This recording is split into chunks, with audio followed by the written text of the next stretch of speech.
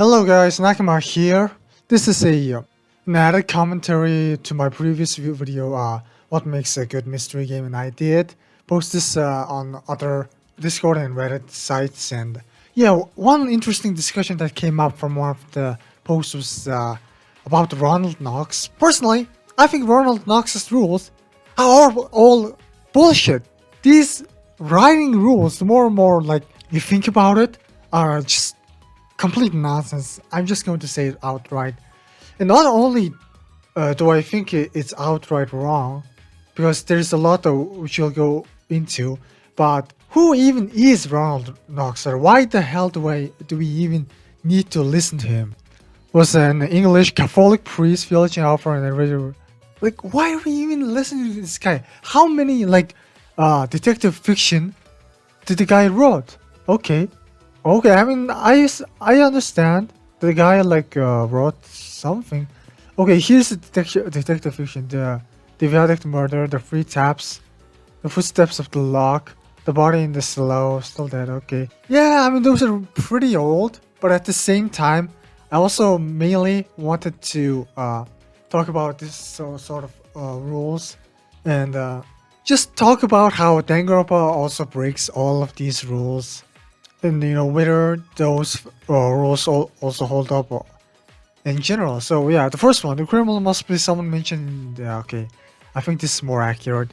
The criminal must be mentioned in the early part of the story, but must not be anyone whose thoughts the reader has been allowed to know. That's kind of bullshit because Danganronpa V1, the first case of V3, is honestly one of my favorites. So this rule is complete bullshit. All supernatural or preternatural agencies are ruled out of matter, of course. Okay, that is also kind of bullshit because there are so many interesting mysteries that use over-the-top logic and supernatural elements. I mean, Danganronpa V3's fourth case has a virtual world case, you know that, and even I myself, when I wrote detective cases, one of the best murder mystery case I ever wrote was virtual jutsu case. It's in my group Discord game we did. I did talk about in the previous video. Basically, in that scenario, the characters are also in a virtual reality, and Monokuma it allows the players in the virtual world to be able to use jutsus from the anime Naruto, but there's also a bunch of rule set and explanations for the jutsus and their time limit, their functionality, what they can and can't do. This is also kind of a bullshit thing, and also it's just such a boring way to go about it, right? There's only so many realistic ways you can make writing work, whereas supernatural, if you add certain supernatural elements and establish their rules, then yeah, it really goes depending on how you go about it, because naturally mystery stories in general are supposed to feel like a puzzle, right? So in general, if you're trying to solve a mystery and then suddenly you realize that the culprit can fly, maybe that's the final twist or something, then you feel a little bit cheated.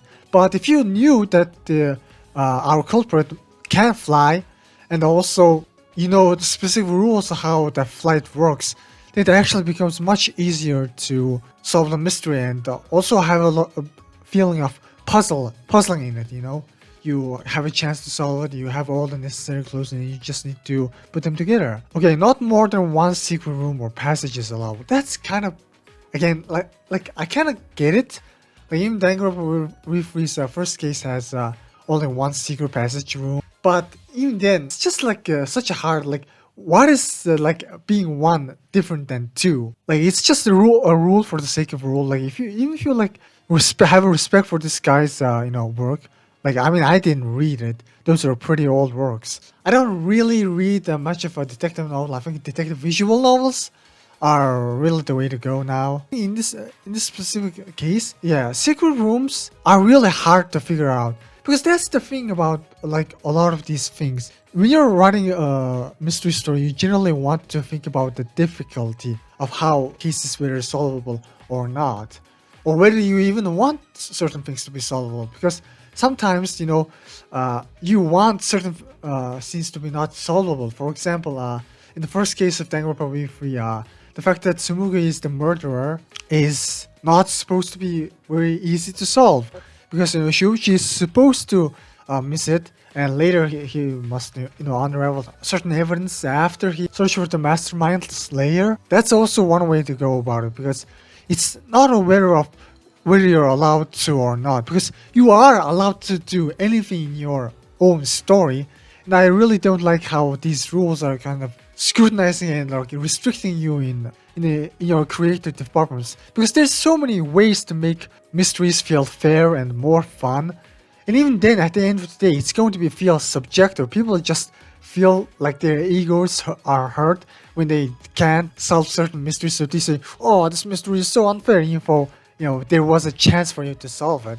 No, hitherto undiscovered poisons may be used, nor any appliance which will need a long scientific explanation at the end. I mean, yeah, but like, it's kind of fine if you just talk about the explanation and the scientific things at the start of the investigation or when it becomes relevant. I mean, I kind of did mess up this rule in my certain group murder mystery game.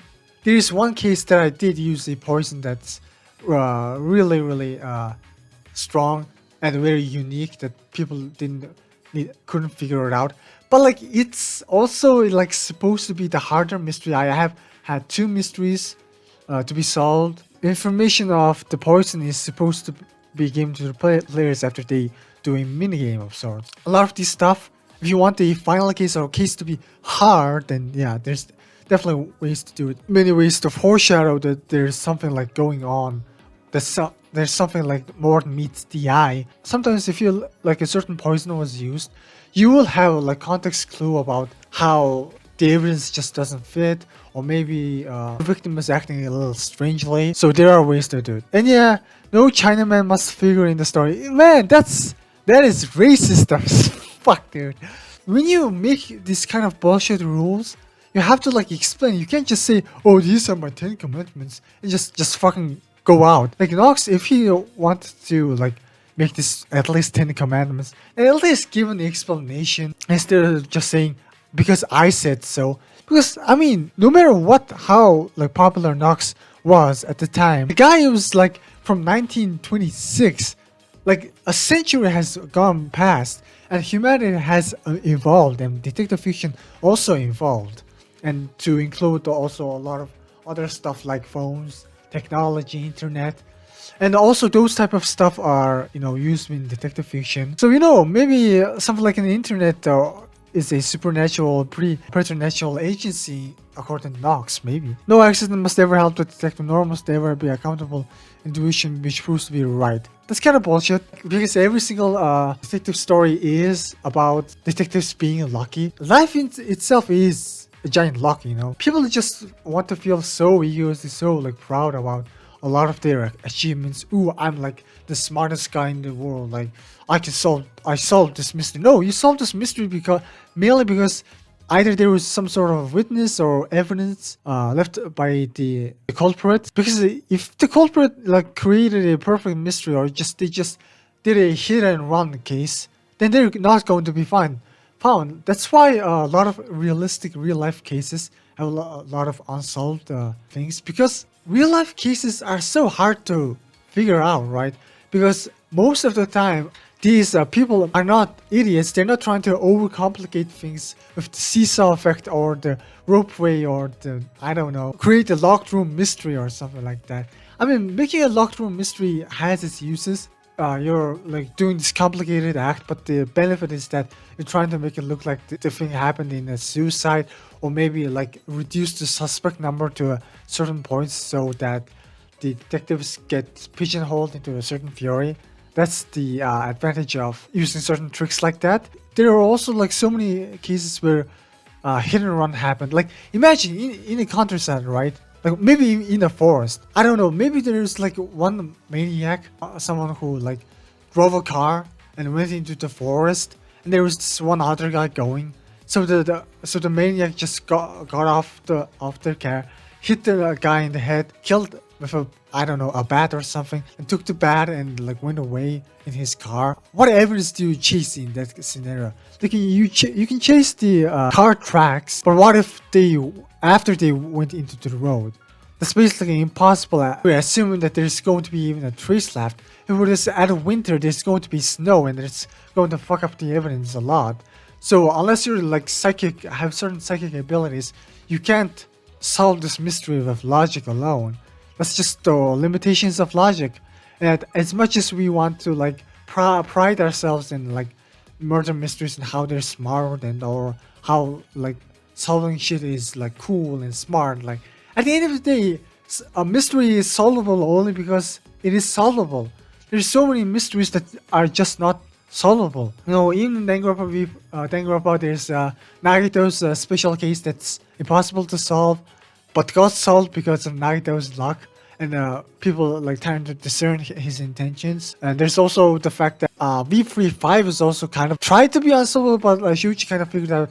But at the end of the day, it was still a bit unsolvable mainly because there were 3 things that could have happened. So at the end of the day, people still had to choose between 1 and 3 options. What I'm trying to say is, no, every single mystery is an accident. The fact that you'll be able to solve it, because there are so many like ways a mystery cannot be unsolvable. Even the fact that sometimes detectives like stumble upon certain evidences is an accident. The fact that there are even anyone smart enough to be solve the mystery is an accident.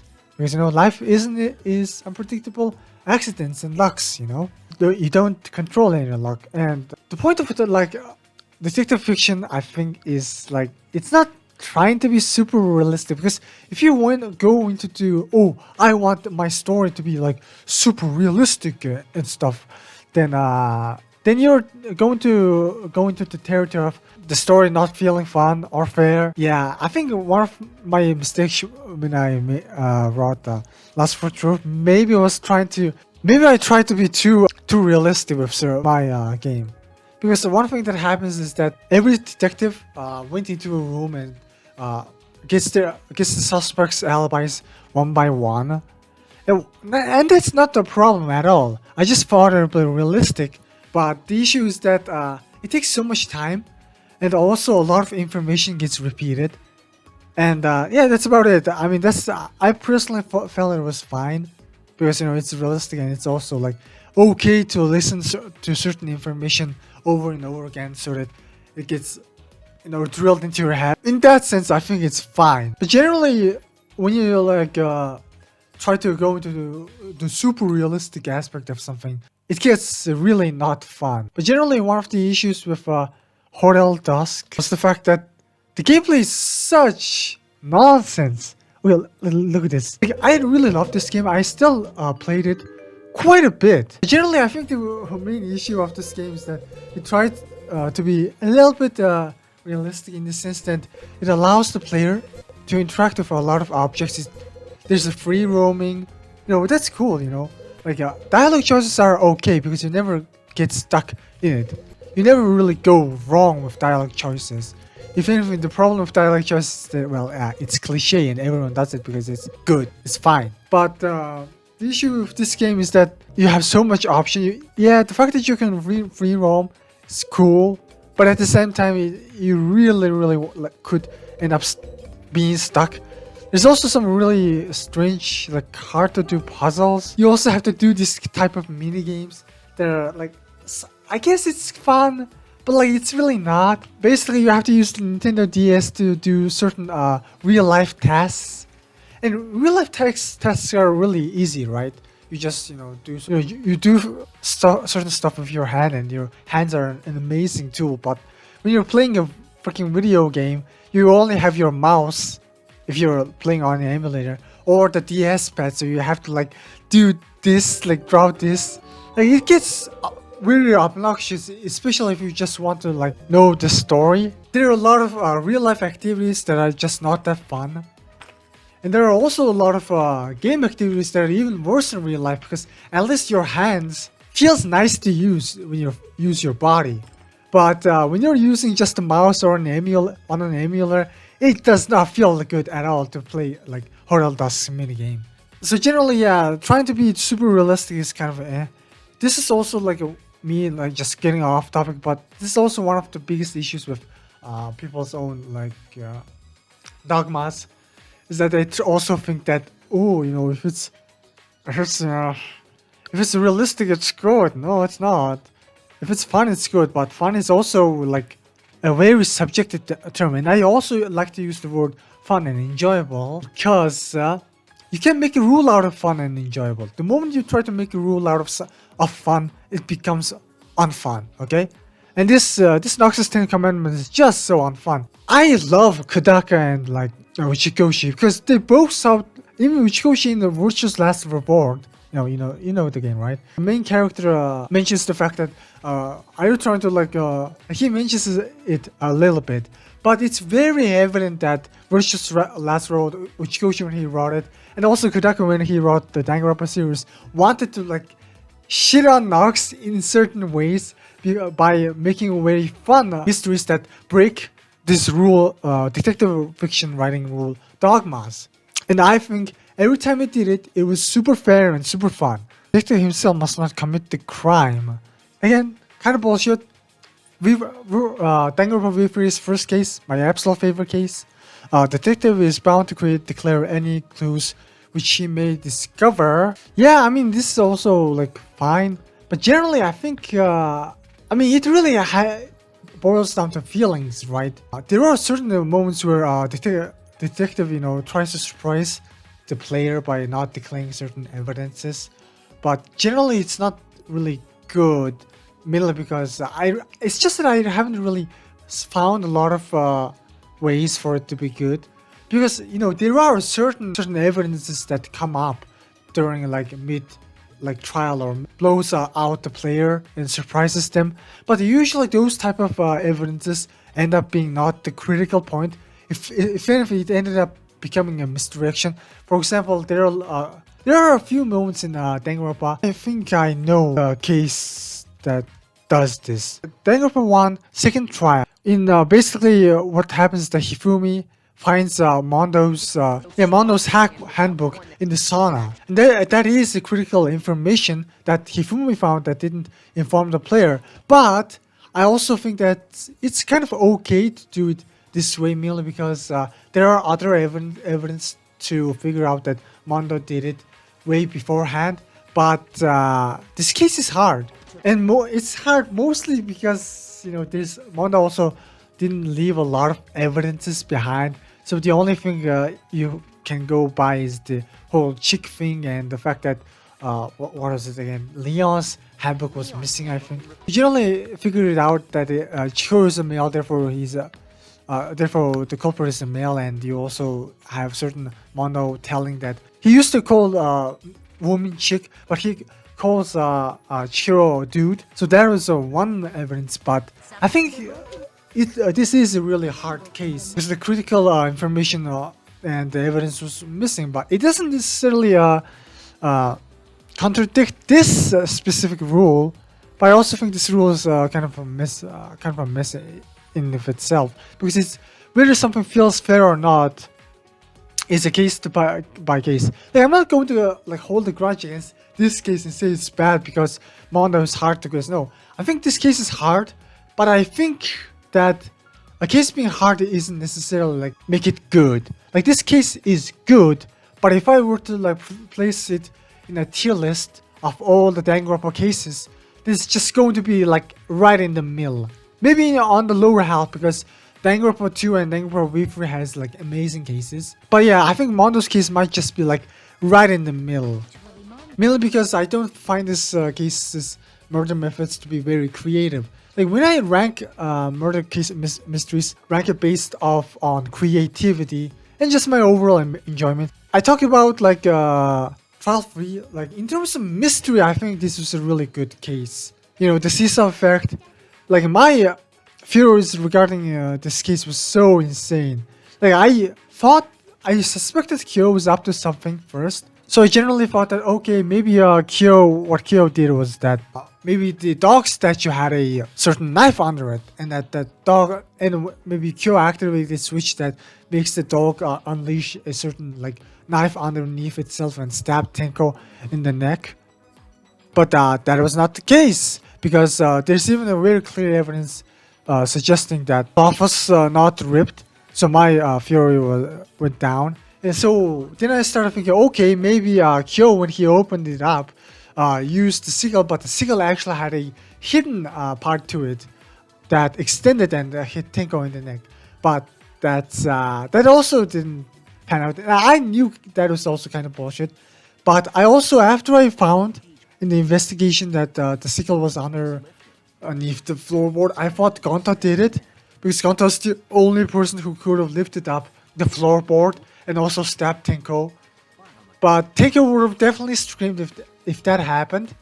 And even then, it's really hard to do. And also, I think the blood splatter might have been different. It's also very, very dark, and also Gonta can see. So what I really enjoy about a lot of the Danganronpa V3 cases in specific, all of them is the puzzle aspect.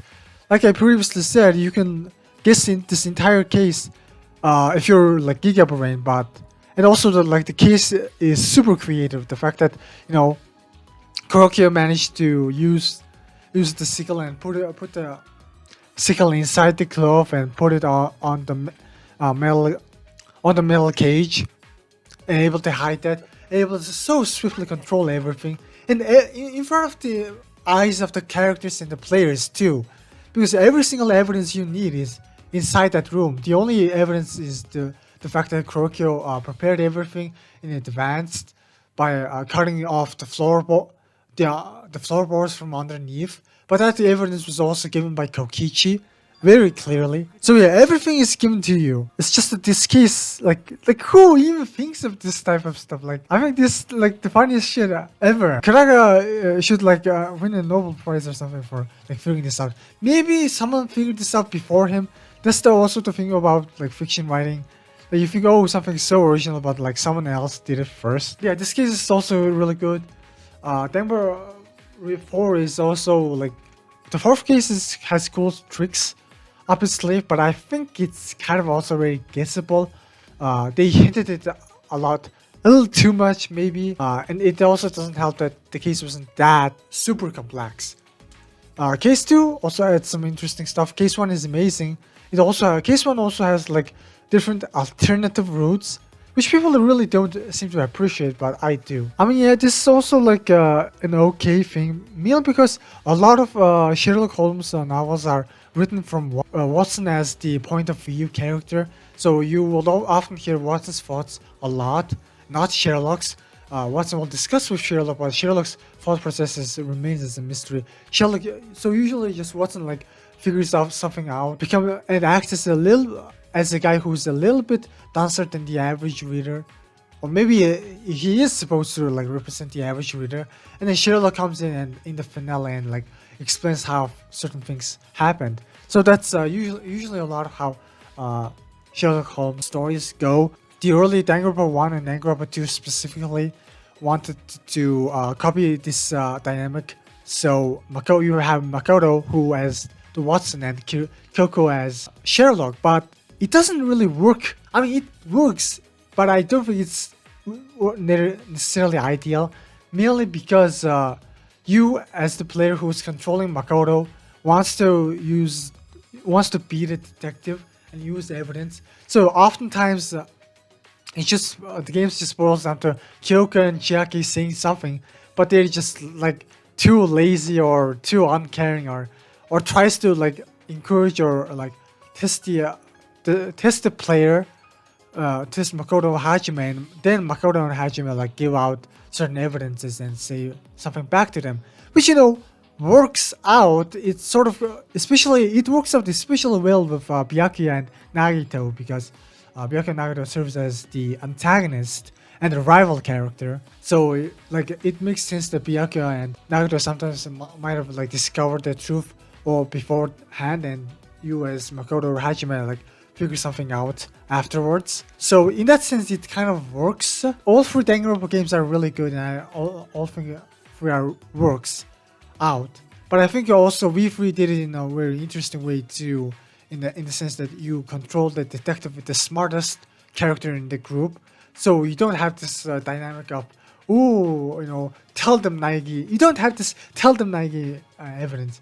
I'm kind of says that, but like he's trolling. Generally, there are certain like obnoxious moments in Danganronpa 1 or Danganronpa 2 where you just want Kyoko or Chiaki to just outright say the evidence. You either have to like make up certain excuses, such as Kyoko trying to challenge and teach Makoto and the rest of the group to how mystery solved, so she doesn't give everything away, or Chiaki doesn't give everything away because people kept interrupting her or something. So you have to make certain excuses as to why those characters are just not letting everything bear. But yeah, generally I think this is okay. But here's the thing. Danganronpa V3 also like breaks rules. But every time it breaks this rule, I think it was amazing. Because generally Danganronpa V3 doesn't have a Watson character. If anything, the side characters are the Watson character, and Shuichi is the Sherlock, but we are also controlling the Sherlock. But what's really cool about Shuichi is that he also feels like a Watson and Sherlock at the same time. Sometimes you feel like as the player you're kind of ahead of Shuichi a bit. There are certain moments where Shuichi truly did not know the answer, but there are so many times where Shuichi just confidently says something, and we as the player are supposed to give a clue to it. I mean, even if you like look at this scene from the first trial, it's like such a well done scene. Basically, Shuichi was talking about in the first case, talking about certain events about the shot put ball specifically, I think, and he just goes silent, and that moment is like so amazing on replay, even in hindsight too, if you like manage to remember it, because you generally think that he went silent because he's the culprit. But if you're really smart and you're really like trying to like look back and understand the context of the situation, and when Shuichi stopped saying things, you realize that Shuichi actually figured something out about this case, and he doesn't want to reveal the truth. So yeah, that could be considered as the Watson character not revealing any information, but that's also kind of like nonsense, because who is the Watson character? Because there are certain cool moments where we control Shuichi, and Shuichi is so the point of view character, therefore the Watson character. But there are so many times where like Shuichi hides information and says something, and we as the player are just supposed to give evidence to him. But there are also a lot of moments like this where Shuichi is the Sherlock, not the Watson character, and he deliberately hides information from us, and he already figured everything out. So the final rule: twin brothers and double generally must not appear unless we have duly prepared for them. This is fitting for a finale case. Like, these rules are like nonsense. Like, maybe for like a super beginner you might actually use this rule, but even then you might like, the more you thought about it, these rules are just giving you false preconceptions. So on the first, if anything, I think these rules are hampering, because every time there is a doubles or twins involved, or every time there's an unreliable narrator, people just go, oh, this case is bad. We have in Danganronpa Discord, we did make a lot of moderator posts where we talk about each case, and one of the reasons people really didn't like the first case of Danganronpa Chapter 1. Yeah, there's this excuses. The first case of V3 is weird in the sense that it doesn't follow conventional logic to be solved. Conventional murder mystery logic, but it's still very solvable. If anything, the fact that you didn't think that Kaede was the murderer simply because she is the protagonist just shows your own dogma. You had certain beliefs that certain stories should be certain ways, therefore the thought of Kaede being the culprit didn't cross your mind, and Kuraka used that to your advantage. Yeah, like sometimes you have like cases like this where certain people like complain about, oh, I didn't, like, it's so like hilarious to watch, because this person is complaining about, I had pictures in the it really makes me cheated because I got confused, and the pictures only showed the first row. I didn't know that the gold Berg machine group happened. This case is too hard. And then this guy comes in here and says, I have to say, this case was so frustrating for me because I recognized the twist almost immediately. So yeah, and yes, it is very recognizable if you're like smart and aware of certain tropes. You're either experienced or you're just like really observing. Then yeah, it's pretty obvious because yeah, by the end of the first investigation scene in the library, I pretty much determined that Akamatsu was the murderer. I know that obviously the cameras wouldn't catch anyone since this diamond after all won't be too easy. So no one entered from the library entrance or the signal, so he must be killed from outside the room. The wind was clearly too important not be used in the murder. And then when you look at the wind from the library, there's a clean ramp made by the books.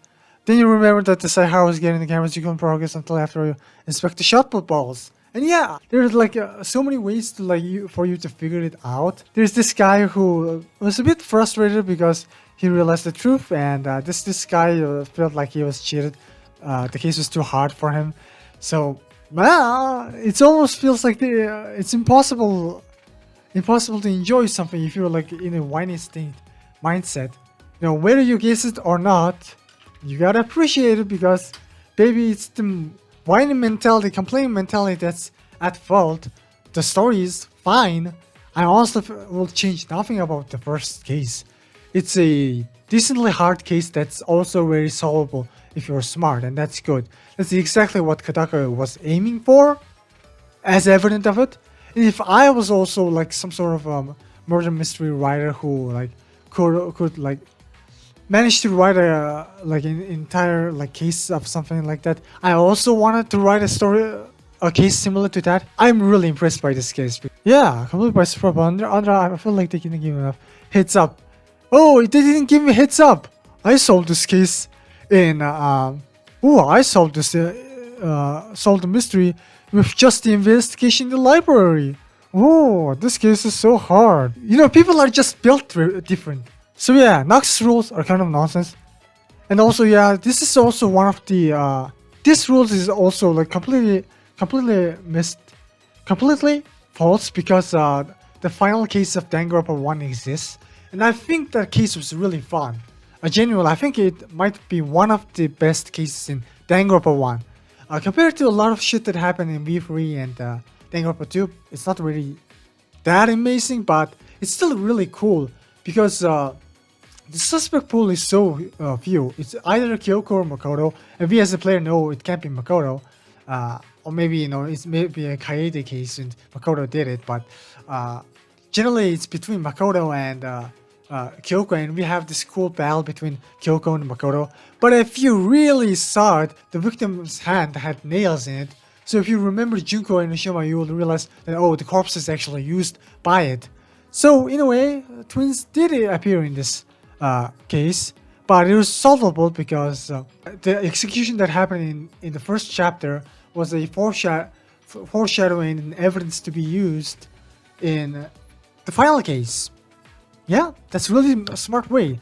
Like, so long as you make it foreshadowable and make it feel solvable in a certain way, a mystery will feel fair. There's so many unconventional mysteries that just goes over a lot of people's head because a lot of people are, you know, have very dogmatic thinking style, like similar to Knox. Knox just says, oh, these mysteries are so hard to solve and such bullshit.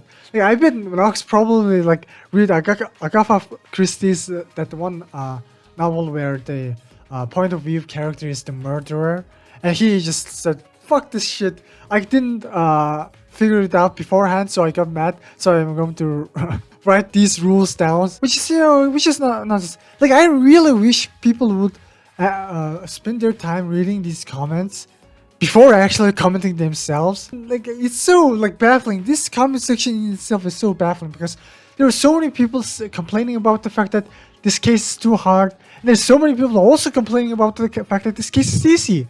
So it's confusion. Yeah, like this person also found it to be easy. Yeah, of course, the Chiaki player person found it to be easy, huh? I mean, yeah, this is one thing, but at the same time, I also think that's Kaito like trying to reach or trying to be desperate to protect. This is like a very, like, even if it did make it sound like, what what was Rantaro going to do? He was going to hear the sound and like, huh, that's strange, and he will continue doing what he was doing. Like no one else will be able to hear the sound, so like it's whatever. Yeah, there's also a beautiful like no, I think the narration is really well made because in hindsight, if you like replay it, it's so very apparent that there is something like wrong with Katie's words and narrations. It was like she was all constantly keep saying, "I'm going to find the mastermind, the mastermind, the mastermind." What about the culprit? Why does she think that the culprit and mastermind are one and the same? It's kind of a that her argument was a bit of a leap in logic in that sense. But you know, the more you really like suspect her, you realize that this is like a case that's solely banks on the fact that whether you suspect Kaede or not. If you start suspecting Kaede, it's kind of becomes a lot easier to solve it. If you don't suspect Kaede and believe that believe Knox's 10 commandments and no fiction writer should ever make the protagonist the culprit, then I mean, it's your own fault. You fought dogmatically like that, and you got bamboozled. Man, like amazing protection. Worst to best, Rama just seems dull and boring. Probably gonna end up killing himself or something. That is so sad, but so true. Like I bet, like I just try to imagine what if Ryoma was a real life person and actually read this. Like, dog. Hey, I mean, there are quite a bit of cases like this. I mean, for fuck's sake, why couldn't like the entire first case would have been solved if Sayaka wasn't a fucking idiot and just turned around to write 11037 instead of like, dude, complaining about the plot community is so BS. Mainly because like fucking imagine Leon's name, like imagine that your name when it's spelled when it's flipped upside down makes 1130. Like, if anyone else, like maybe if Mondo or anyone with anyone else that didn't have the name Leon killed someone, then it will be like so obvious that Sayaka was so obvious that the message was upside down. But for some reason, Sayaka wrote in English, by the way, for some reason, she could have just written in katakana or hiragana, and Leon would have been found out so easily, but no, there was not. Again, this is just like, ooh, this needs to be like, bro, you're just mad that you didn't guess it. It's also like people have just this weird beliefs because of Knox or because of someone said something about unreliable mysteries. Oh, who fucking cares? Like, it's solvable. The case was solvable. There were evidences for it. Like, as soon as you like add a character to the suspect list, the case just becomes so easy. Again, like, oh, the middle or the end of the game. The fact that it even was guessable was probably because it was the first. Like, hard to guess was probably because of the first case. If it was at the end, then people would probably solve it way more easier. And also, like, the story and the structure and the character development of this game wouldn't really work if that was the case. It's kind of bullshit. Yeah, like, people have, like, find certain like reasons to complain. You can't like find an excuse to complain about something because, especially something like this, because it all boils down to, oh, I believe in this type of stuff, therefore I can't enjoy this type of stuff. Maybe then just drop the beliefs and you'll enjoy it. Maybe if you just didn't believe in all this good detective writing fiction rules, maybe you'll enjoy detective fiction more. Yeah, I had to rely on it. But also, the entire first case revolved around the fact that Leon, for fucking some reason, has 11037. Like, how fucking convenient is that? Like, if your name is freaking Leon, I swear to God, don't murder anyone because if, or maybe I don't know, murder someone because when someone tries to like write your name down, it's going to be spelled out as 11307. Like, how lucky is that? What are the odds of that? Someone's name turning upside down turns out to be a number. I mean, even the fucking odds of like Byakuya like pulling out Nagito and going under the table to crawl on it instead of, I don't know, just sitting down, looking down and looking at the knife and just letting his hand go up and grabbing the knife instead of crawling under the table.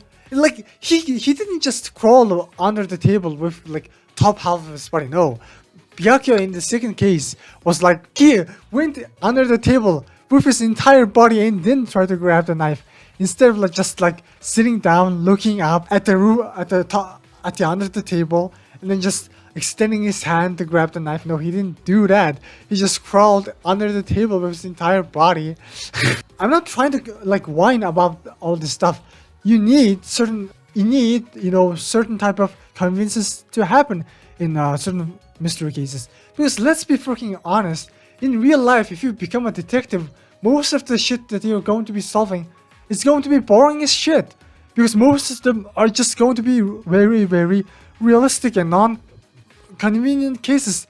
People aren't just going to like commit super fun seesaw effect murder mystery, and you won't have that many like puzzle like feeling when you solve them. It's either going to be just so many like hit and run cases where it's not that like hard to think about, but it's so impossible to solve mainly because you just lack every single evidence, like no leads at all. Or maybe it's so easy to solve because like the culprit just gave themselves away. Maybe they were killing someone when they were live stream. There's a lot of cases that are happening here, like where I live or on the internet. That's like people just committing crimes while live streaming it. Yeah, those cases are kind of boring to solve because it's already solved. What I'm trying to say is that yeah, when you try to make something fun, sometimes you have to like make certain excuses to certain conveniences. Like yeah, you guys might complain about certain cases being too hard to swallow or being too over the top. At the end of the day, Danganronpa is the only type of mystery series that kind of delivers on cases like these where the case feels like a puzzle. Also, the super murder methods are super creative, and it's hard to figure it out even if you have every single evidence from the start. Like it's so hard to piece things together out because the culprit usually use some sort of a trick. And it's a cheat. No. Oh, my epic Knox's 10 Commandments. Like, why do you even suspect that you are like getting all the thoughts? Maybe some thoughts are blocked out or skipped by the game. You wouldn't know that. Like, at the end of the day, point of view is just point of view. The author showing you certain information and not showing you certain information. And it's just that Kaeda's narration showed certain information. Yeah, she might have like said, oh, we're going to find a culprit, but she didn't think that much about it. Maybe she think about it during the at the start of the trial to not really like mess that up. But generally, she didn't really think about catching the culprit much. Yeah, like people like trying so hard to like not enjoy something. Why do people make like so many like arguments as to like and not try to enjoy something, right? Okay, I'm not trying to say that in order to defend Danganronpa V3. I don't give a shit if you like thought Danganronpa V3 is a good game or something like that. Its reputation, like yeah, I was okay. Maybe I care a little bit, but at the same time, you're not enjoying something because of these rules that you follow and these rules that you believe in. If you drop these rules, then you will start enjoying life. People don't like wake up, look at the sky, and say, "Wow, the color blue is so shit, man. Like the sky is so badly written." People don't say that. People just enjoy the morning. If you keep making rules and beliefs out of everything, and why certain things are good and certain things are bad, then you will start to like lose enjoyment of something. Because if you believe certain things are good, then the opposite of that good thing has to be bad, right? If you believe that certain someone is, oh, this person is beautiful and this person, if you say it's like, oh, this girl is beautiful because of this, and you make certain rules and distinctions as to why this person is beautiful, then everyone else will start looking ugly. If you just drop all those beliefs and dogmas, then the idea of good, bad, or ugly and beautiful, or right or wrong will just cease to exist. You'll just simply start enjoying things, right? By design. Like maybe if you believed in that, you would like fail to guess this. Oh man, it's so sad. So sad that Kuraga's like masterpiece being like shot on it like this.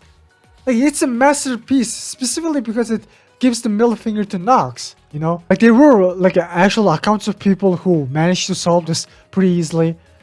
Maybe there are even accounts of people who didn't find it easy but figured it out midway. There are also certain but yeah, I think the thing about this case and why it makes it either too easy to solve or too hard to solve is the fact that a lot of the evidence that it helps you in solving the fact that Kaede is a murderer happens at the start of the investigation, maybe even before the investigation. So as the game progresses more and more, the chances of you figuring out Kaede is the culprit decreases, because you generally just start to forget about what happened before the investigation and what Kaede did there, and you also like get hit by a lot of misdirection and other suspects and other sus stuff happening, like Shuichi running around, like being in the gaming room alone, like stuff like that. You get confused by stuff like that. But yeah, I hope you all enjoyed this video, and yeah, I really enjoyed talking about this game. And Ronald Rocks can suck my balls, because writing rules in general are wrong. If you live in rules, you live in dogmas, and freedom from rules is true freedom.